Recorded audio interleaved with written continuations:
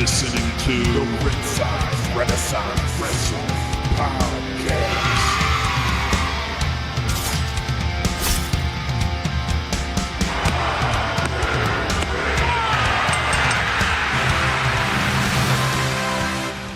This is the Ringside Renaissance Wrestling Podcast. We're here with the Dynasty AEW predictions. I'm here with Jesse and Kevin. What's up, guys? What's up? Doing well, man. Yeah. Same old, you guys. How you guys feeling about this pay-per-view coming up? Okay.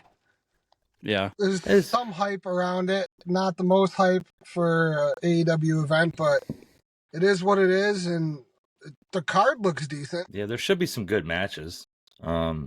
There's a few on the list that, on paper, just straight up as a match, are going to be a good match. Yeah, definitely. And so starting that off, they're going to have the 0 Hour, which I know everybody in the whole wrestling community is looking forward to. Oh my God, I can't wait. Yeah, so we got Trent Beretta versus Matt Seidel. And so this whole thing, Trent Beretta is kind of turned on Orange Cassidy. And on Dynamite, Shane Taylor Promotions was beating up Orange Cassidy, and Trent Beretta was standing at the entrance ramp. Christopher Daniels tried to come down to He's help still him. relevant? Yeah, so he tried to come down the entrance ramp, and Trent Beretta blindsided him with a chair out of nowhere, which I thought was pretty funny. Mm-hmm. It was a good chair shot. Yeah, just quickly, Trent's going to get the win. Who cares about Matt Seidel right now? I mean, no offense to him. Yeah. Evan Bourne. Okay. Okay. Yeah. That's what I call him. Kevin goes 0 for 1. Yep, 0 for 1. Yep. I'm not even making a prediction. I'll go with Trent. Trent needs the win to further the feud. You know what I mean? Yeah. Him and Orange Cassidy, they're going to build that. So. Yeah, that's true. And then Orange Cassidy and Shabata versus Shane Taylor and Lee Moriarty. Shane Taylor. Yeah. Yeah. It seems like they're really trying to build that faction up to, not a faction you want to mess with. What a better way to do that than give them the win over Cassidy? I think Trent's going to interfere. I think there's going to be a lot of interferences this pay-per-view. Like every match that I wrote down in my predictions, I'm like, interference, run in, interference, like every Yeah, I'm with you. Yeah. And that will probably speak for this one. Maybe not, but the last one for 0 Hours, titles for titles match. The AEW Trios titles and the Ring of Honor Trios titles, which mean so much. It's the Acclaimed versus Bullet Club Gold. Right, I'm just going to go with Bullet Club Gold on it. Who cares, dude? Say Bullet Club Gold, but you're unifying the Ring of Honor and AEW titles while telling us Ring of Honor and AEW are two different things. I mean, it's... Yeah, and they have these special scissoring titles. So I'm curious to see if the Bullet Club Gold is going to wear these scissor titles or not, or get their own more gold titles. I don't think they understand that in order to properly scissor, you have to have anatomy that none of them have. Right. I mean, yeah. Let's. Okay. We'll move on. We'll move on. Oh man. We have Adam Copeland, Eddie Kingston, and Mark Briscoe versus the House of Black, which they've been building somewhat a little bit. Kinda. Yeah. I mean, realistically, I'm giving the win to House of Black. I feel like it's going to be a decent match, though. Mm-hmm. Hopefully. Yeah. House of Black, they're all pretty athletic in their capabilities. Even Brody King, with as big as he is, he can move for a big guy. Yeah, when I wrote down all my predictions, I did not write a winner for this one. That's how little I care about it. I'm gonna say Adam Copeland, Eddie Kingston, and Mark Briscoe, just because Adam Copeland's TNT champ, Mark Briscoe's the Ring of Honor champ. I think, having them lose make them look weak. Why? If there's an open challenge, a Copeland challenge for the TNT title, why not have a TNT title match on the pay-per-view? Is kind of whatever. But I'll just for just to make a prediction, I'll say Copeland, Kingston, and Briscoe win. Okay. Yeah, I'm gonna go with you on that because I feel like the House of Black has been getting the better of all of them lately.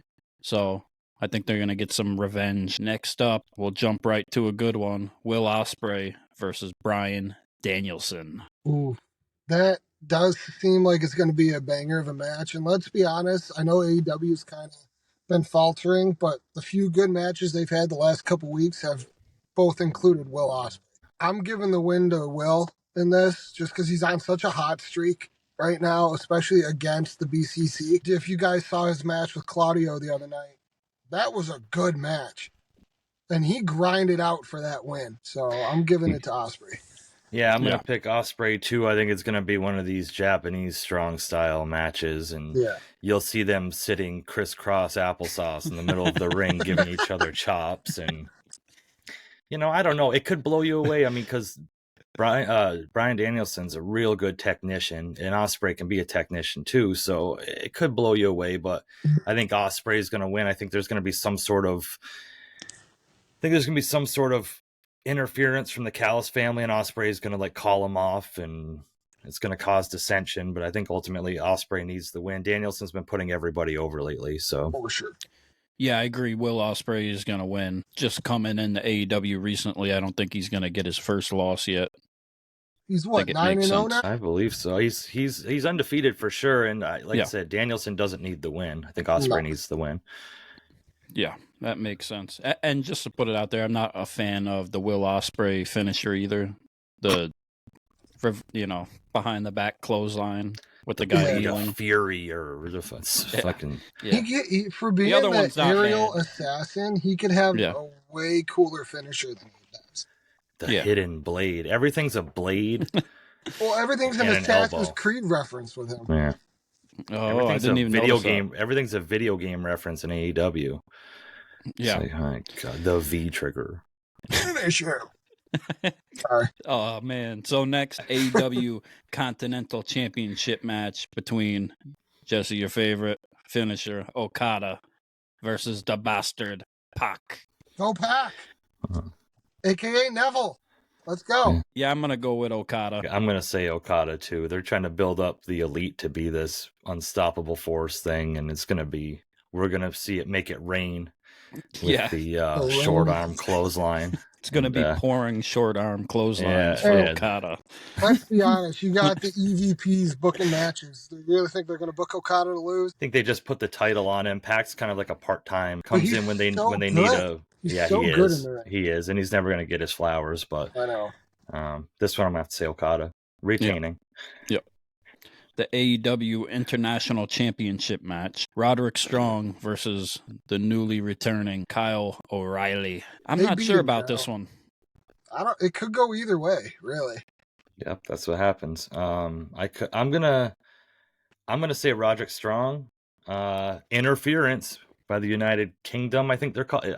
Who even cares about his faction? Undisputed Kingdom, Nations. I think. Undisputed Kingdom. The United Nations. It should be a good match, though. It's got a lot of history to it, but again, they're building a feud based off from people that were a team in WWE. They're carrying that over. They just can't leave well enough alone, and I think Roderick Strong's going to win again. Interference, but ever since they screwed MJF out of the title, what has the United Kingdom done? It's just they've been trash. It was poorly booked, but I think they're just gonna do something screwy to keep Roderick Strong the champion. Yeah. I agree. I'm going with Strong. I agree. The king of the backbreaker, Strong. Do you think we're gonna get some interference, maybe by Adam Cole coming back? 100%. No. Maybe not yet. Cole, but I heard for sure. I heard they're keeping him home because his recovery is going slower. That's the report, is that he's been staying home and not even going to tapings because his recovery is going slower than they thought. Well, it makes me feel good about twisting my ankle a few times because right. I twist I my thought ankle. I had glass ankles. Yeah. Get back to work. Yeah. Well, we got the AEW World Tag Team Championship ladder match between the EVPs, the Young Bucks, versus FTR. I'm going with the Bucks. I'm going with the Bucks. Yeah, Bucks. Should be a decent ladder match, though. Jack Perry returns. You think so? Yeah, Jack Perry's going to, everything they've been doing. The only sort of any kind of payoff they can justify having it with this whole thing with the footage and stuff is having Jack Perry return and be part of the Elite. That's true. As far as I'm concerned. But And if he doesn't, what a bunch of idiots. What a bunch of idiots. Yeah, bro. all of that would have been for naught. Yeah, at least have him return. I'm expecting a good match out of it, hopefully with FTR. You know, they like to go back and forth. They've had good chemistry with the Bucks in the past, and they have a good history. So hopefully we'll see a good ladder match out of it. There's potential. Hopefully it's better than the 6-pack ladder match at WrestleMania. I don't remember ever seeing FTR in a ladder match. I don't, even when they were the Revival, and maybe there was one in NXT, I just don't remember, but yeah, it's going to be interesting to see them in that dynamic and see what they can do with it, you know? Yeah, I guess time will tell as far as that goes. Right. So next we got the AEW TBS Championship match. Match of the night. Oh, yeah. The AEW TBS Championship match. Julia Hart versus Willow Nightingale. I'm going Hart. I'm going Willow. Yeah, I went back and forth on this. It's not going to be a good night for House of Black. I think Willow's going to win it, and that's setting up Willow versus Mercedes Moné at Double or Nothing. Do we see Mercedes interfering at some point in this because of her beef with Julia Hart? Yeah, but she's got an underneath beef with Willow Nightingale for hurting her in Japan or whatever. But I think that's ultimately what they're. Ever since she came back, all of these Nothing Burger interviews that she's had is kind of alluded to her not liking Willow Nightingale. So I think that she might come in and cost Julia Hart the championship just so she can go against Willow for it at Double or Nothing. I'm pretty sure she said that. I don't really listen when Mercedes Moné talks because she doesn't say anything, and she moans. Yeah, Mercedes moans. So you know, but I think she said she's going to be cleared for Double or Nothing, and she's going to challenge the winner of this match. So I think it'll just be her against Willow Nightingale. I think something's going to come out that Willow Nightingale's the one that attacked her with the lights off and not Julia Hart. Yeah, that's pretty much my prediction as far as that's concerned too. I think she'll have some type of interference. If not, she'll come out at the end and stare Willow down, and I don't think she likes either of them, and I guess that's the reason we're not getting a Mercedes Moné match at Dynasty, because she's still not cleared yet, even though she still came back before she was not even cleared. Right. So, whatever. Jesus.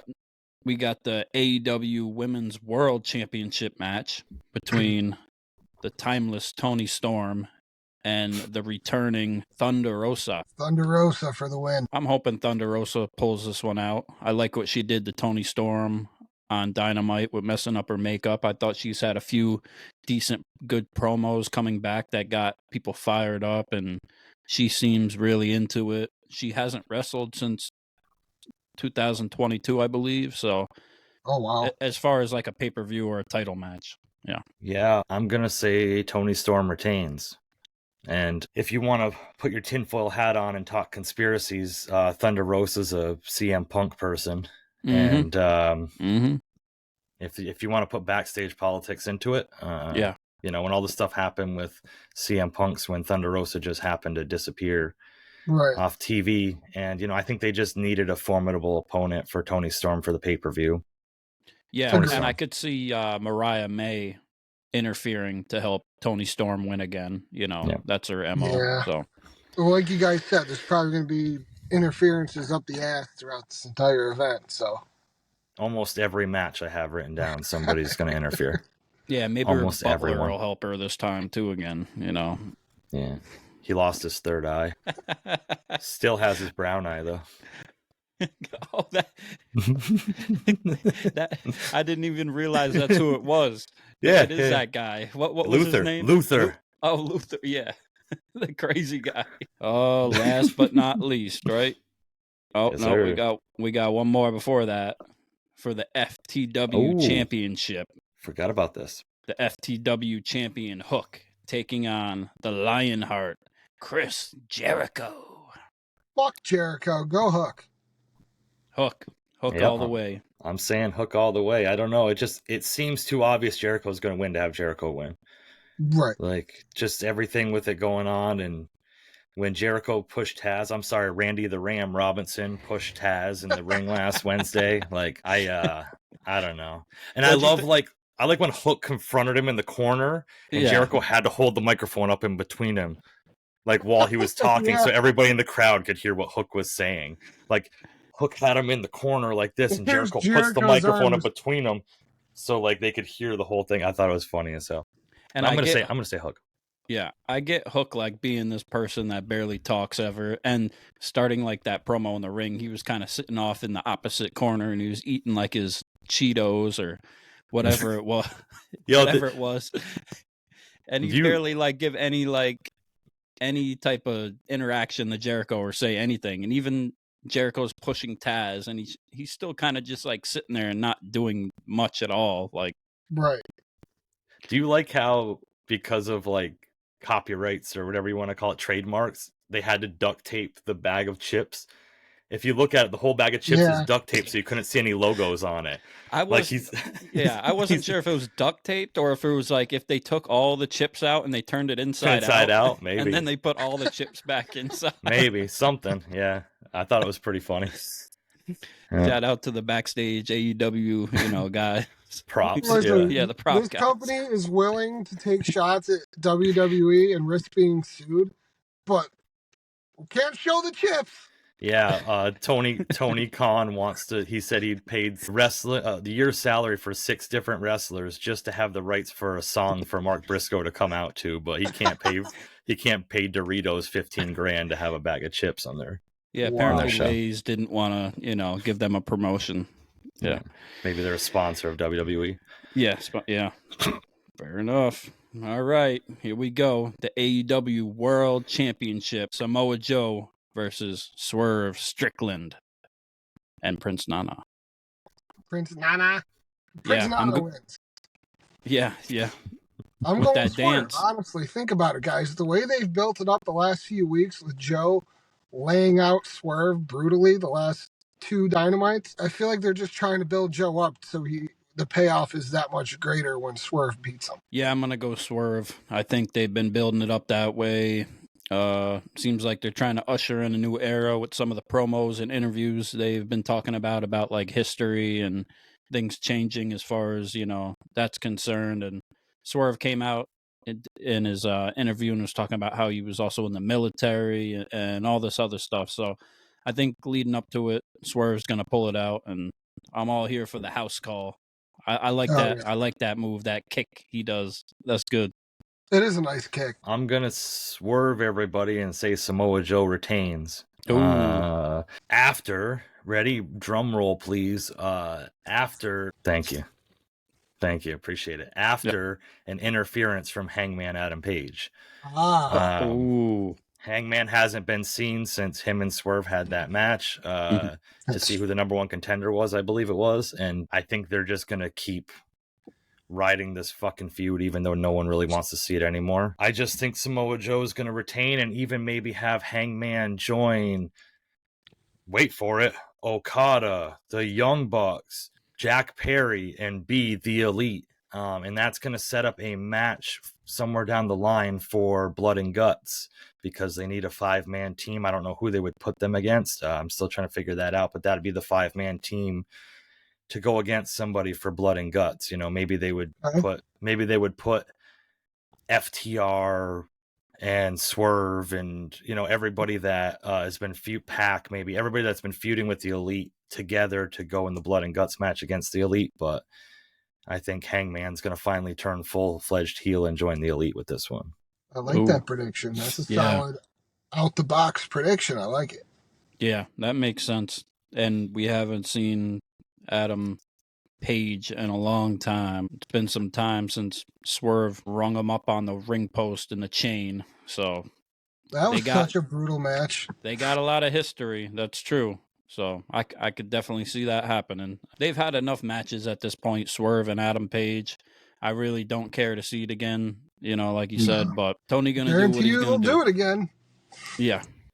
Yeah, and if you look at AEW's history with the AEW Championship, besides the whole CM Punk thing, but that was him getting hurt and everything else. And then Moxley kind of being the interim champion, whatever, that was kind of unforeseen thing, but it looks like Tony Khan likes keeping the title on people for a while and building it. And Samoa Joe really hasn't had it. He's only had it a couple months. So, Right. and he's only had really two defenses, I think. So maybe 3. But I think 2. yeah, I just don't see him dropping it here for whatever reason.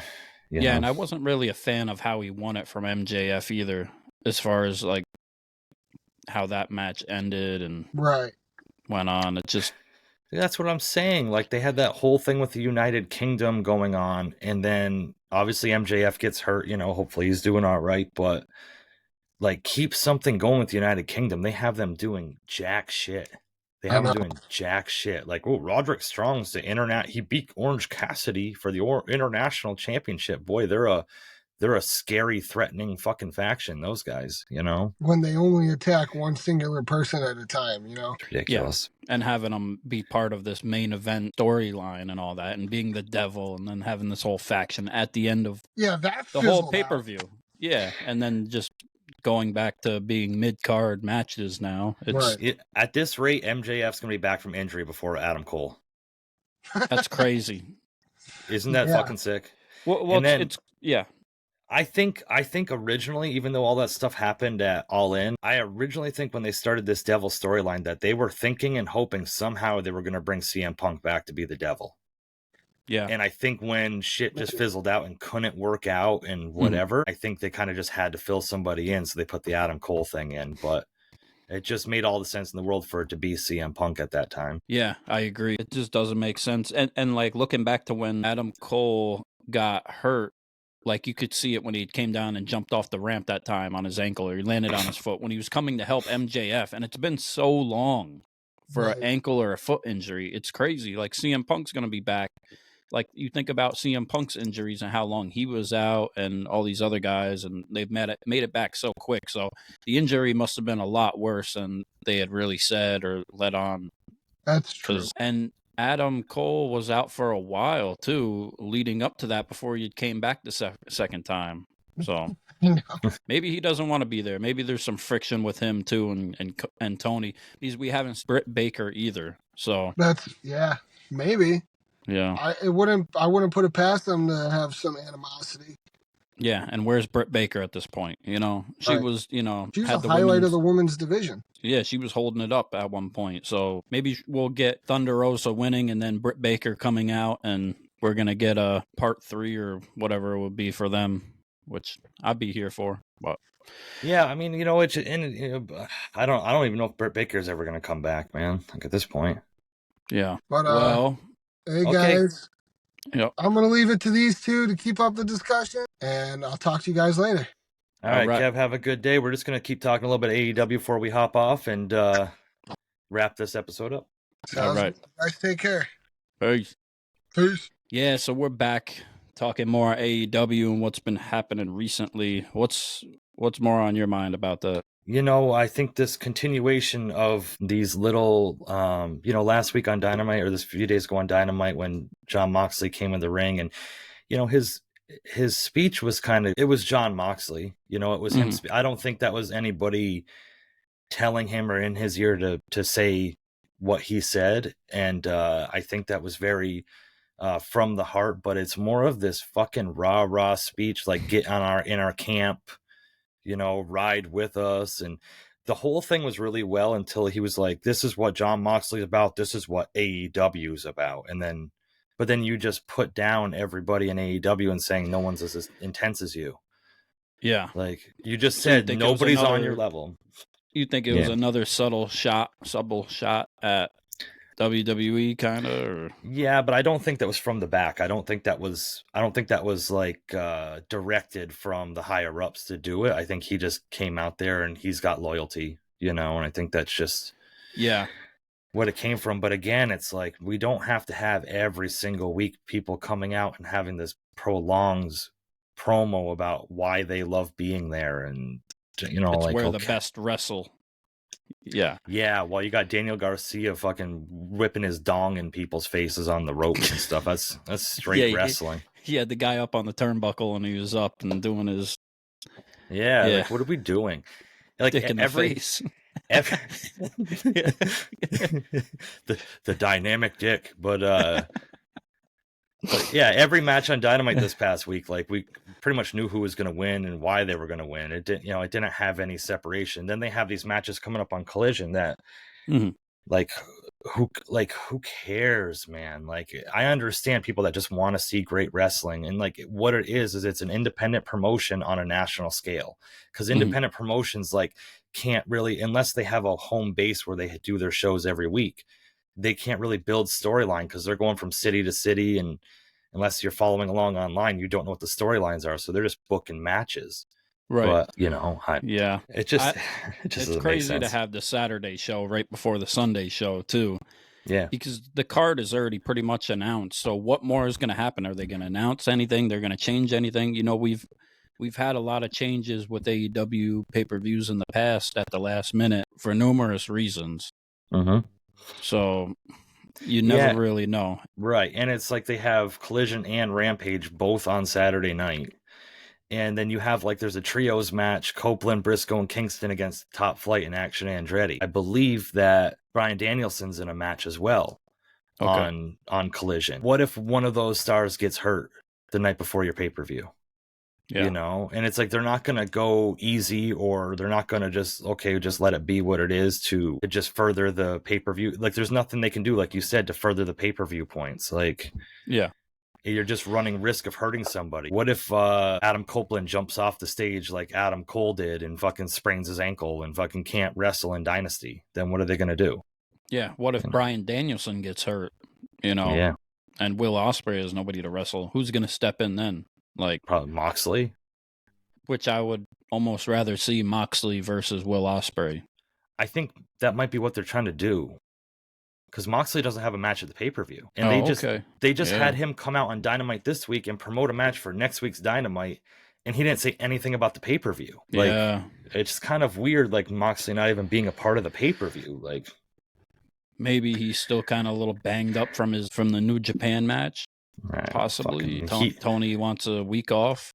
He was in a ring that exploded and wrestled the next week. He makes it work, but I don't know. Bryan Danielson, like I said, he's in a tag team match. It's him and Claudio Castagnoli against Will Hobbs and Kyle Fletcher, I think.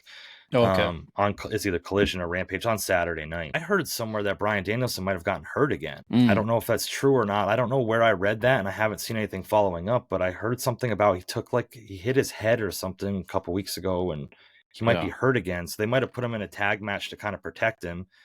Right. And then have them jump him, and then maybe just have Mox. If they do that and they don't just come out and straight up say, hey, Danielson's hurt, we got to have John Moxley. If they do like a bait and switch right before the pay-per-view, people are going to be pissed because people want to see Bryan Danielson and Will Ospreay, Right. And that, like we were talking about that match, it does have potential to be a great match depending on where they go with it, because I thought the Bryan Danielson versus the Jack Sabre Jr. match was excellent as far as like ring technician type of stuff and that type of match. Like another thing with AEW, like going into news, I don't want to go too far off topic. I read that the Motor City Machine Guns are going to be signing with AEW. And that was like a classic feud in TNA. So with them and the Young Bucks, I don't know because there's a lot of rumors going on about them signing. So are they going to make an appearance at Dynasty, like during or after the ladder match, to set up a feud with them? Is Motor City Machine Guns going to be part of the team for Blood and Guts? There's a lot of different interesting things with that. I also noticed, I believe it's for Rampage or Collision, they're going to have a 420 match with no one other than Rob Van Dam, Lee Johnson, Isaiah Cassidy, and Commander. A high-flying 420 elimination 4-way match. I wonder who's going to win that. Yeah, RVD. RVD's going to get his first win in AEW. Yeah. He's been making his rounds on the independents and stuff, it seems. I heard a couple years ago, like, he had a lot of concussions and, like, wasn't even supposed to wrestle anymore. And he's going out there doing his thing. So I had videos of him backstage after wrestling events, and he kind of didn't know where he was, but which is too bad. He was great. Yeah, I think maybe he's too high to know where he's at. But I met him backstage years ago, and he kind of didn't seem to know where he was at either. That was before the match, so it was kind of we walked in, we ran into him, and me and my brother ran into him, and like we're like Rob Van Dam, and he's like yo, and he started like doing the posing shit just backstage, like just it was like he felt he was like totally in character. It was funny as fuck. We got a picture of him backstage, and like he just reeked like Amsterdam's finest, you know. So yeah. So also on Rampage, they got Yuka Sakazaki against Emi Sakura. Like, why this match isn't on Dynasty, I don't know, because that is the match of the year right there. Yeah. I think Dave Meltzer's going to give that 4.5 stars. Yeah, it's going to be interesting to see what the ratings are after this. Right. Bryan Danielson and Will Ospreay is getting a 5-star. I can already tell you before the match even happens. Yeah, I agree. Yeah, it might even get 6 stars or 5.5. You know, it might be one of those ones. It might, like Dave Meltzer's gonna have to get a new pair of underwear when that match is finished. I love how you create this star system and it's out of 5 stars, but then you give something 6 stars. Like you just said, it's out of 5 stars, so you're like contradicting your own star rating system. We can understand rating matches and stuff, but if anybody out there is like listening, watching, if you go look up the matches and look up all the matches throughout history that have gotten these ratings, and you try to like compare them to these other matches, or even compare them to matches that you think are the best matches of all time, and then go look at those matches and see what he rated those matches, it's pretty insane. Yeah. Just for context, Kurt Angle has never gotten a 5-star match from Dave Meltzer. Like, yeah. How is that possible in any way? Like, not even being biased to Kurt Angle or anything, even his time in TNA, he has had 5-star matches. I don't believe maybe one, but any of the matches with Sting and Flair, I don't think any of them got a 5-star match. Like, what are we doing? Oh man, that's crazy. Asinine. It is, man. And you know what, Dave Meltzer, and I love, you know, like, not to try to add credibility or anything, but Dave Meltzer has me blocked on Twitter because like I just used to go on and I try not to be too much of an asshole. I try to just bring facts and like bring up like factual stuff as to why I think he's wrong. And yeah, he was reading it because he blocked it. For all the wrestling like knowledge and history that he knows or claims to know and brag about and put out there, going back to like the 50s or everything, like things I've seen him talk about, like it's crazy. And how we will get on a show and do an interview and he will kind of defend his ratings. He kind of like backpedals a lot. It seems like he had spoke about Trick Williams lately too, saying that he thinks he's pretty much overrated and he's not that great, and if you put him in the ring and give him time with these good guys, he's going to show why he's kind of a fraud, which is ridiculous to me. Half the guys in AEW. Yeah. If I'm not going to say half, that's kind of overshooting it. A lot of guys in AEW, if you put them in a match with somebody who's actually a ring technician and somebody that's actually like polished in the ring as a professional wrestler, it exposes the shit out of them. People can do these choreographed flippy. WWE's got some of those people too, you know, and I'm not going to just say it's all AEW, but there's a lot of guys in AEW, but if they don't have everything marked down to a T exactly what they're going to do, and that takes away from the match, because if you have the whole thing planned out and one thing gets botched by like 3 seconds, then the whole rest of the pace of the match gets put off. You got to be able to improvise a little bit with these car crash type matches. It's a little different for that. But when like you're improvising and something goes off, it throws off the whole shuffle and the whole order of what's supposed to go next. And I guess that's more of like an old school type of thing of wrestlers kind of knowing and learning what to do and going off the crowd rather than just going off of what they got wrote down or they practiced or talked about and back. Like, it's great they have a memory that they can remember what they have planned to do the whole match and stuff, but for some of these spots it just doesn't make sense. Like, it's better to go off the audience. And that's what they call working. Like, that's working. Like, you work the crowd. Like, if the crowd's like really hot against a heel, let the heel get all the heat. Like, let the heel just beat down the baby face and like let a bigger comeback and the crowd will be more into it. Or if the crowd's milking the baby face, like, and just cheering them on and just hyped right up, let the baby face like absorb that and take it. And like, that's working the crowd. That's what you call working, you know? And they go in with these matches that are just set in stone. A lot of pro wrestlers do these days, and they just go into a match that's like set in stone. We're going to do these spots whether or not the crowd's into it or not, and it just turns into a jumbled mess sometimes, you know? Yeah, a jumbled mess of like a car crash Mm-hmm. of just all these giant big spots, and they just lead to the next one. But in reality, if they built them up and used it more as like a story, more as like an arc, it would mean so much more, like we talk about all the time, of the story, you know. And an example of that is we watched the feuds, the Dudley Boys, Edge and Christian, Hardy Boys feuds, and in that they were talking about how they all sat down collectively and planned the match and worked the match and pitched ideas off each other and would tell you, no, that's not a good idea. Yeah, this is a good idea. And they found what they thought would work best for them. Where I think a lot of times in wrestling these days, it's more like people are just like, I'm getting my spots in whether you like it or not. Like, whether or not it tells a story or it helps further the story in the ring. And I hate to bash it and whatever, but Darby Allin jumping off that ladder through the glass, like that was his idea of something he wanted to do and no one was going to change his mind. What did that add to that match or that story or anything to do with that whatsoever, besides he just wanted to do something crazy that people would talk about? Yeah, and I love Darby Allin, but me too. It just didn't make sense. They could have planned something a little better to make it make sense more. It was just kind of just thrown in there. Mm-hmm. And the way he just kind of dove and they just moved him out the way. It was a retirement match for Sting to celebrate his entire career. If you go back and look on the catalog of Sting matches from the 80s when he started to when he just had his retirement match, I can almost guarantee you, I'll say 99% guarantee you, he never had a match with panes of glass in it. So how are you celebrating his lifelong career with pulling out glass and throwing people through it? Yeah, and if we look back through time now and in years to come, all people are probably going to remember about that match, unfortunately, is probably Darby Allin going through that glass and not it being Sting's last match, or that'll be right underneath it. Yeah, and Darby Allin even said, I didn't want to do anything to take away from Sting's spotlight. Well, you fucked that up. Yeah. That's what people talk about. AEW, I've looked at their attendance, like they're getting more crowd, there's more crowd coming in, and they're still not filling up these stadiums. I think Dynasty hasn't sold out yet as of this recording. They might have walk-up tickets that help sell it out. I saw the ratings from this past week's Dynamite, April 17th. It was 765,000 viewers. If their idea of putting this footage from All In to try to spike viewers and stuff, that backfired because you got even less viewers now. Yeah, what was it at 8 something, I believe?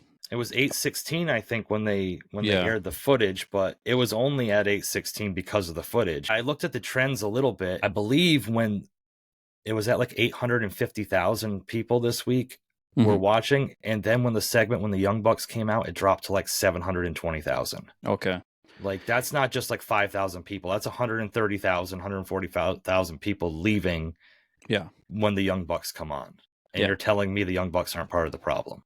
As far as the pay-per-views, that's the one decent thing that AEW kind of has done is they spaced their pay-per-views out, which is the reason why they do sell out most times, or they do look more packed and you do get the full camera angle of them. But they did add a few more pay-per-views in here and there. So like Dynasty wasn't a paper. This is the first Dynasty, I believe. So we will see if the numbers show on this pay-per-view after it's done of how many people really bought in or purchased it and how that kind of ranks up to the last ones. All right. And this goes back to what you and I were talking about when we were kids. When we were kids, pay-per-views used to be like once every 4 months. There was the 4 major pay-per-views. And then they started doing the in your houses. And then they turned that into monthly pay-per-views. And like you had touched on before, like we couldn't afford to get every pay-per-view. Like we had to pick and choose the ones, or like when we begged our parents to get us a pay-per-view or something. And like AEW is in danger of, they have like this cult following. But do you want to pay $50 for a pay-per-view every month? Like WWE has it through Peacock, where you pay $6 a month and you can watch every pay-per-view. Yeah. But like AEW's like, it's $50 a month for a pay-per-view. Now if they start, I think there's 8 pay-per-views the rest of this year. So if you break it down, that's $400 you want me to spend on pay-per-views? Like, yeah, that's a lot. and who's going to be? And Dave Meltzer's comment about only poor people don't watch AEW. He said, it's because poor people don't watch AEW. That's why the numbers aren't doing so well, because only people that have money can afford to watch it. Well, then that's a problem. Yeah. Like, that's a problem. Yeah, it makes sense. They can't sell out these shows, and they're still making people pay the same prices they were when the house was packed. Like, you need to lower your ticket prices, maybe. You can get more people in. But I don't know if you also saw that report about AEW being worth like $2 billion, and like they got like $250 million, an estimated $250 million in revenue last year or some shit like that. And everybody's like, oh, look how successful they are. But like, where are those numbers coming from? Right. Like, I've never been to business school. If someone's been to business school, they can probably prove me wrong. The ratings are dropping. The attendance is dropping. They've paid more for wrestlers now than they ever have. Their media rights deals coming up where, okay, so just put it in context. The Big Bang Theory comes on before Dynamite every Wednesday. That has 1 million viewers. They go in from Big Bang to Dynamite with 1 million viewers every week. So 1 million people are watching Big Bang Theory before Dynamite comes on. Now, Dynamite is getting an average of 765,000 viewers. Why wouldn't TBS just keep playing reruns of Big Bang Theory? They're getting higher ratings, and they'd have to pay less money to air reruns of Big Bang Theory than paying AEW millions of dollars to play their show. Like, financially, Warner Brothers, TNT, TBS, whatever, they'd be stupid not to just continuously play reruns. They're getting better ratings for reruns of an old TV show than they are a new AEW every week. And that's not a knock at AEW. That's just numbers are the numbers. Right. Money talks from the cons, something fishy must be going on there. It's gotta be, man. It's like I said, I'm not a business person. There's a reason why I don't run a wrestling company and shit. I don't really know much about anything, but if you just look at it raw for what it is, like, try not to take a side or tribalism or raw one side or the other. Like, if you run a TV company, like, your TV channel is based off ratings. The more people you have watching your TV channel, the more money and revenue you get back. And if playing a rerun of an old sitcom from 10 years ago is getting you higher ratings than a live production of a wrestling program that you put on every week, it would just make more sense business-wise just to keep running the reruns.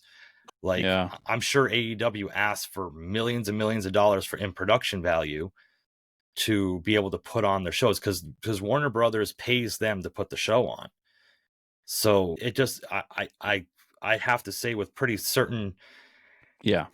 well certainty that it would be cheaper just to play reruns of a show that gets you better ratings than a weekly live show that they have to pay for setup and production every week. Yeah, it's kind of baffling how it's still going on, which got to come back to the money again and the open checkbook that Tony Khan's dad has, or however it works. Who knows? Like you said, we don't know the business side of it, but behind the scenes, it seems like AEW is doing great with merch for a while too, especially if you're selling out all these shows and you have these higher numbers coming to these shows, or even like with online sales of merch.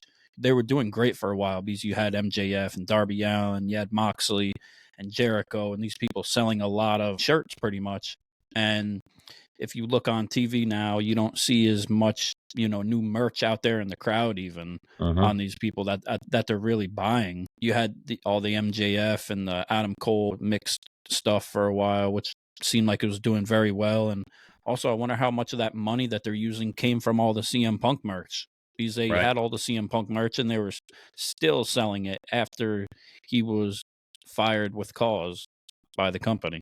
Yeah. And that's another thing that goes towards their profitability. Like I said, ticket sales are down, ratings are down, merchandise sales are down. It's hard for me to believe. I mean, like, if you showed me a spreadsheet, I probably wouldn't even know what I'm looking at, but it's hard for me to believe that they're realistically making a shit ton of money right now. And I haven't even seen, there used to be advertisements for AEW merch and everything else every show. I don't really see it too much anymore. I mean, I fast forward, I DVR and fast forward past commercials, so I might miss it, but I caught something on their Instagram with they had Samoa Joe signing a few championship belts, but they only had him walking off, and then they had a AEW guy in the back, a merch guy, you know, with the marker in his hand. Mhm. And a lot of the comments weren't very good, being like, "You gonna tell me Samoa Joe just signed these, but this guy's got the marker in in his hand, and he probably signed his autograph." But man, I also read that, WWE is a publicly owned company, so like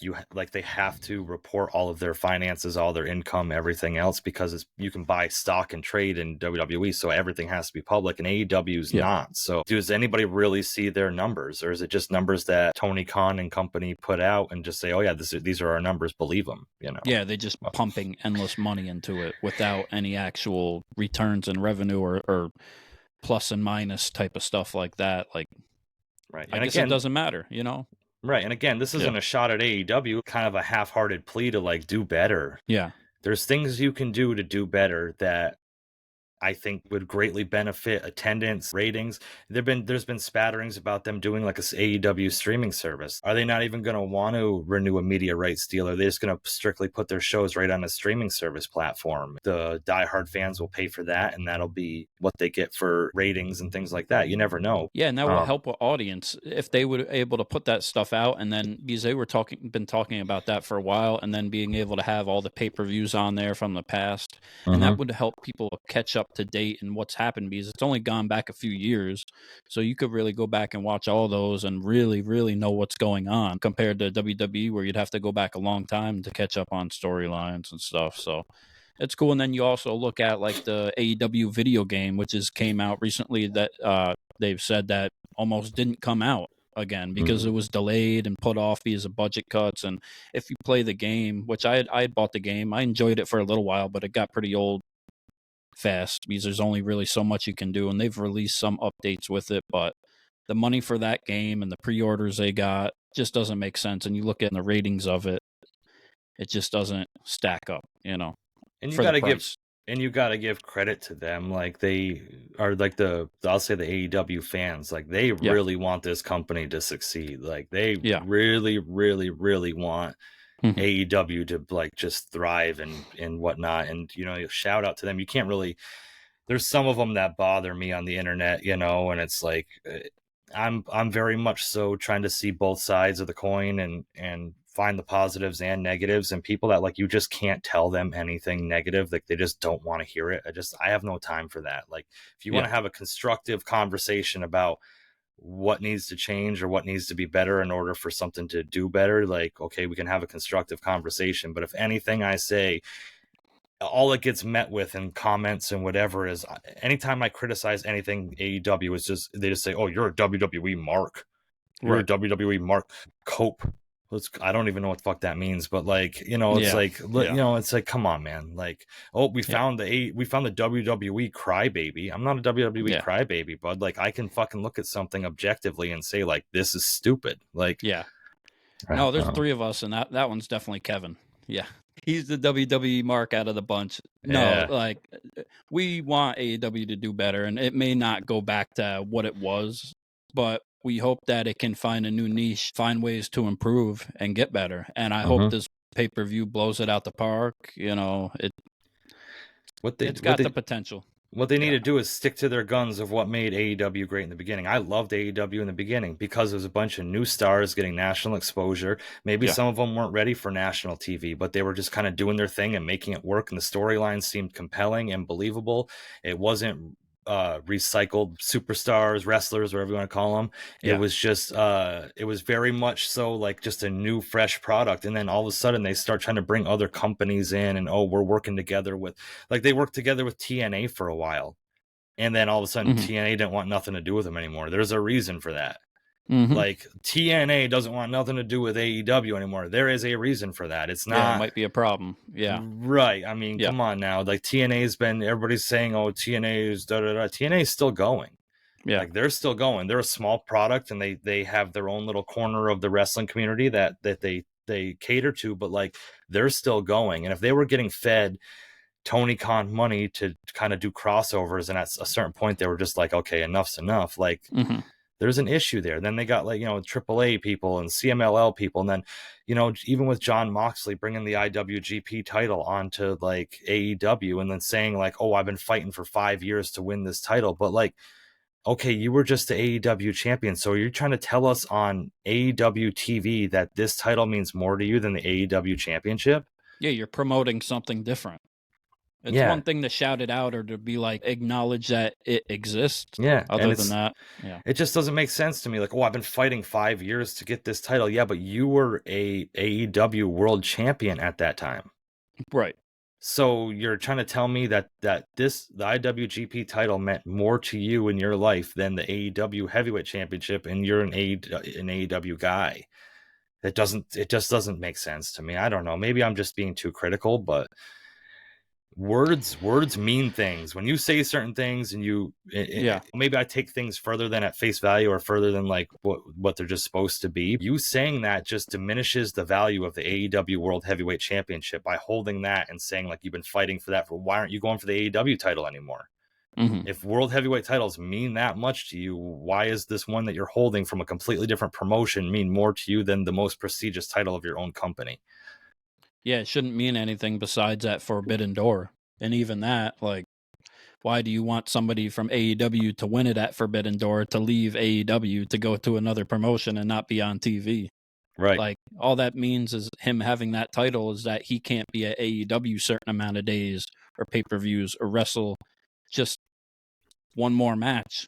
Mm-hmm. Like, go back to Kenny Omega being the belt collector. Yeah.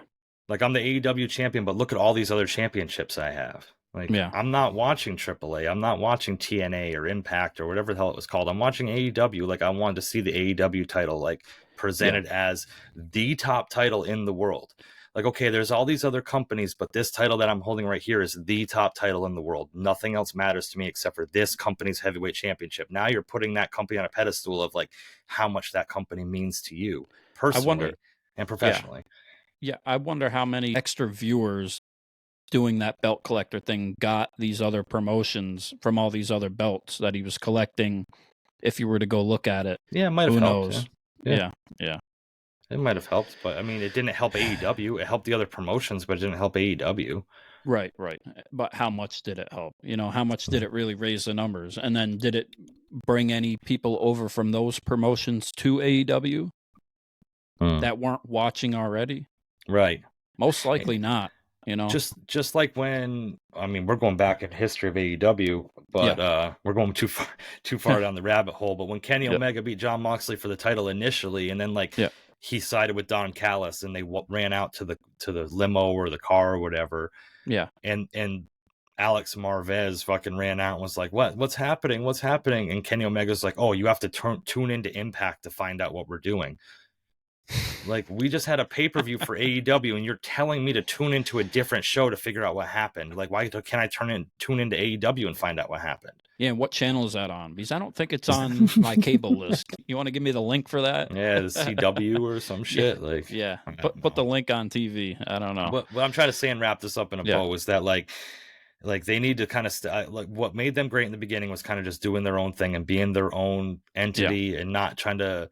And I understand during COVID, like you and I talked about like bringing other wrestlers in to try to get them work during COVID and during the lockdown when independent wrestlers weren't making money, like bring them in and showcase them to help them make money and stuff. I understood that whole thing. You're just getting too muddy. Like I said, I mean, you got Miro sitting home or Lance Archer sitting home or all these like people sitting home. Meanwhile, you're bringing in people from CLL. Whatever happened to that CMLL shit?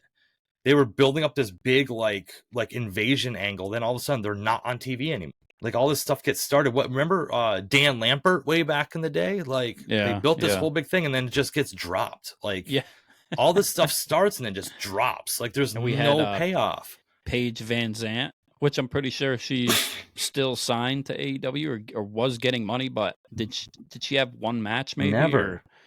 I think she's just on OnlyFans. I don't know. So I'm told. Allegedly, I don't know. Okay. Okay. We'll talk after. But yeah, hopefully AEW Dynasty, like hopefully, I mean, their pay-per-views usually deliver and they usually have some good matches. They usually have, there's some bad matches in there. Like I'm not a big fan of the death match stuff. I know some people are fans of the death match stuff. I think it's a little too much. Like I'm going to break a cinder block over somebody's head and then they're going to be back on Dynamite in 3 days. Like I think it's kind of stupid, but at least some repercussions with it. Yeah. If you're going to go that angle. Yeah. I mean, I think anybody's felt a cinder block in their life to know that if it actually legitimately got busted over somebody's fucking head, you're not just going to walk away from it or continue the match, you know? Like, I mean, bring Nick Gage back in to face Jericho. You know, maybe he can help Hook a little. Jesus Christ, man! Don't give Tony any ideas, man. Don't give Tony ideas. But yeah, like I said, hopefully Dynasty's good this weekend. I'm going to be watching. I don't know what platform I'm going to be watching on. I usually catch it on Bleacher Report. Yeah. People say there's problems with that. We'll figure that out. But yeah, we'll see it. Anyway, we'll be watching Dynamite, and hopefully we do a review of it. We'll probably put it in with another episode, maybe not do a full review episode. And we'll just see how things go, and we'll go from there. But hopefully, at the end of the day, hopefully we have an entertaining pay-per-view that leaves us wanting more and not wanting to watch less. Yeah, absolutely. And we thank everybody for tuning in, and that was our Dynasty prediction. I'm Andy. I'm Jesse. Yeah, and we had Kevin on more about AEW and what we're hoping for, and have a lot of more stuff to say in the future, hopefully, about it. Good things. You've been listening to the Ringside Renaissance Wrestling Podcast. Thanks for tuning in. Have a good day, y'all.